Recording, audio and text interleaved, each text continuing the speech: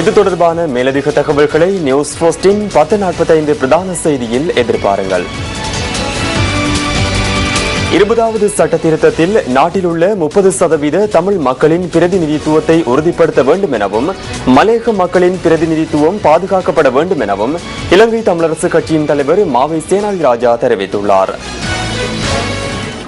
தமிழ் தேசிய கூட்டமைப்பில் வடமாகாணத்திற்கு தெரிவான பி நடராஜாவை வரவேற்கும் நிகழ்வு வோனியாவில் இன்று நடைபெற்றது. இந்த நிகழ்வில் பாராளுமன்ற உறுப்பினர்களான மாவை சேனாதிராஜா, செல்வம் அடைக்கலநாதன், சிவசக்தி ஆனந்தன், இந்திய துணை தூதுவர் டி மூர்த்தி, வடமாகாண சுகாதார அமைச்சர் ப சத்தியலிங்கம் மற்றும் மாகாண உறுப்பினர்கள் உள்ளிட்ட பலரும் கலந்து கொண்டனர். இந்த நிகழ்வில் பேசிய மாவை சேனாதிராஜா 20வது சட்ட திருத்தம் குறித்து தனது கருத்தினை பதிவு செய்தார்.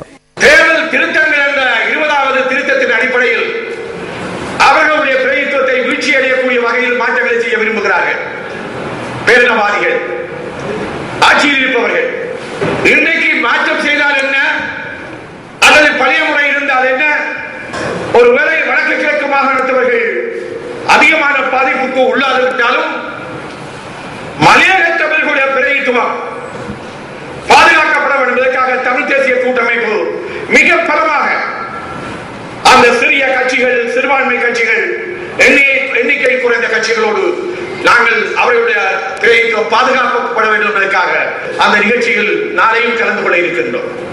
20வது திருத்த சட்டத்திலே கிட்டத்தட்ட 30% இருக்கின்ற சிறிய கட்சிகள், சிறிய இனத்தை பிரதித்துவப்படுத்துகின்றவர்கள், தமிழ் பேசும் மக்கள், அவர்களுடைய பிரதித்துவத்தில் அவர்களுடைய வீதாசாரம் இந்த நாட்டிலே எவ்வளவோ அந்த வீதாசாரத்தை ஈடு செய்யக்கூடியதாக 240 இடங்களாக இருந்தால் நாங்கள் 30 வீதம், அதற்குரிய 30 வீதத்துக்குரிய பிரதித்துவமாக உறுதிப்படுத்தப்பட வேண்டும்.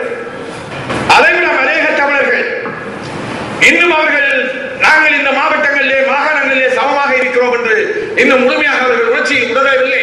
அதை நாங்கள் தீர்த்து வைக்க வேண்டும்.